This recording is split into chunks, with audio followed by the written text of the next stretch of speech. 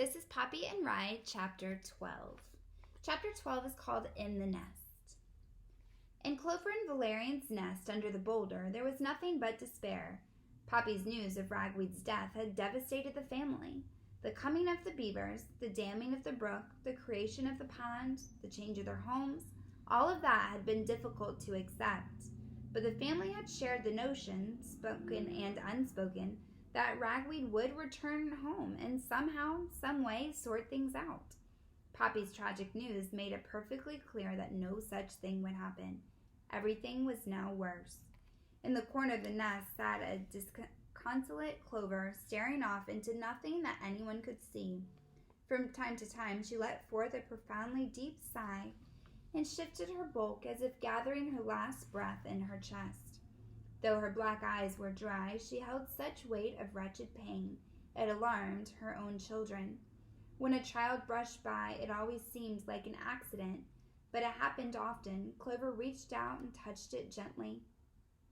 Sometimes she stroked it, but there was little life or spirit to her paw. As for Valerian, though he was just as heartbroken as Clover, he spent his time and energy trying to comfort the children.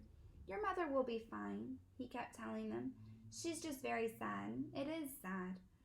The children did notice that now and again Valerian wiped his cheeks with the back of his paw, blew his nose so loudly it sounded like the honking of a goose heading south. "Summer colds are stupid," he kept saying, but no one pointed out that he had no cold before Poppy's news. Those children who remembered Ragweed best sniffled, wept in corners, or exchanged reminiscences, trying with little success to keep their grief private or to keep such a brave face. Then they got to hold their hands that it was their parent who needed to be consoled the most. Not knowing what to say, what they did thought was the next best thing. They did whatever they were asked to do, and some things that they were not asked to do as well. They did them so fast and almost tripped over themselves in the desire to please. So they were constantly cleaning up, sweeping the entry hall, minding the infants, preparing meals, anything they could think of that might soothe their parents. Someone was always sweeping, straightening up, or burping babies. The result was a continual low hubbub that got on everyone's nerves. If two of the youngest mice got into a scuffle, they didn't quite grasp what had happened. It was their eldest brother and sisters who stepped in and stifled the discord. "Please," they whispered, "Clover is very sad, or Valerian is crying." This so alarmed the youngsters that they sniffled and whimpered and clung to their parents more than ever. As for Poppy, she hardly knew what to do or say. No one asked her to do anything.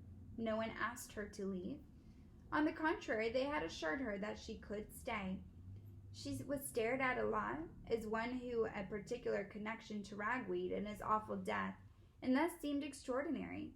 Still, no one inquired about her feelings or her life. She felt as useless as an extra tail. She did find time to take Thistle aside and ask, "Was I wrong? But didn't I see another brother here? He had a notch in his right ear. He was standing by the back behind you all. He seemed to have rushed away." "Oh, you must be Rye," Thistle replied. "Rye?" Poppy repeated, grateful that at least now she had a name for the one whom she had danced. Where do you think he went?" she asked, sensing that he was blushing a little. Thistle cocked her head to one side and considered Poppy. Then, in a matter-of-fact way, she said, "Rye's always a little weird." "Weird? Why? How?" "He gets sort of dreamy. You know, he goes off by himself." "Why do you think he ran off this time?" Poppy wanted to know, though she had a fairly good idea. "He's very emotional," Thistle said. "He loved Ragweed, but he sort of didn't, if you know what I mean." "I don't think I do."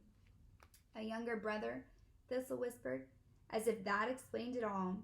Then she added, "See, Ragweed wasn't big enough to admit Rye was better than he was in some things. He was always giving Rye a hard time. And Rye was, well, you know, envious of his brother that he was everyone's favorite." "Do you think Rye will come back?" Thistle shrugged. "Yeah, sure." Poppy tried to make herself useful by tending to the children. She was not very good at it. Besides, they were inclined to stare at her as if she were odd. Being a deer mouse, she was smaller than they, and her fur was a different color. For her own part, Poppy knew perfectly well she was stalling, doing little extra things waiting for Rye's return. At the same time, she thought of his coming back made her nervous. She wasn't exactly sure what she felt. What would she say to him? Poppy's thoughts were interrupted when Clover asked Valerian to bring her close. "I need to ask you a little more about ragweed," she said to Poppy. "I'll tell you anything you want to know," Poppy said. Clover and Valerian asked Poppy many questions. How had she met ragweed? Where was this dimwood forest she had come from? Who and what was her family? Did she, in fact, marry ragweed?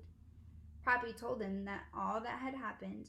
She had grown up with her own family on a farm at the edge of Dimwood Forest, how she met and fallen in love with ragweed only to be right there when the owl, Mr. Oakhax, had killed him. She told them how she had defeated Mr. Oakhax.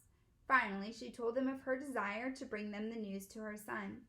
As she told her tale, she kept looking out of the corner of her eye for Rye. The last thing she wanted was for him to show up and hear what she was saying. "We need you to know," Valerian said, when Poppy was done, "that even though you didn't marry ragweed, we'd like to think of you as our daughter." "We really do," Clover agreed with a catch in her voice. "This isn't much of a home," Valerian went on, "but it's all we have, and you're welcome to stay here too." "Thank you," Poppy returned. "I'm truly touched." She reached up and took off ragweed's earring. "I brought this back for you," she said. "It was his, and I thought you should have it." She held out the earring. The purple beads seemed to glow, and the little chain sparkled. "Did he give it to you?" Clover asked. "In a way," Poppy said. "Ah," Clover said softly.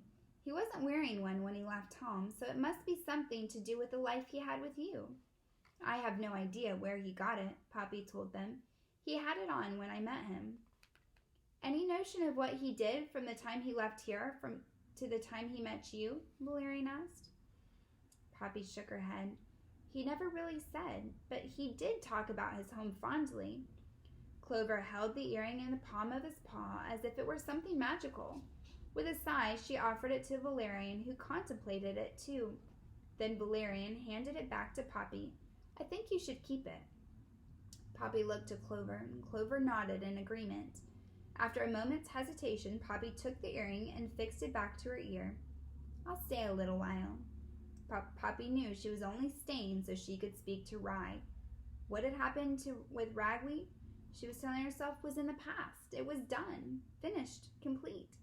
She would remember the past, but she would not live it. Instead, she would wait for Rye. But Rye did not return. Though no one seemed to be concerned, Poppy began to wonder if he would ever come back. She began to suspect and fear that he would not.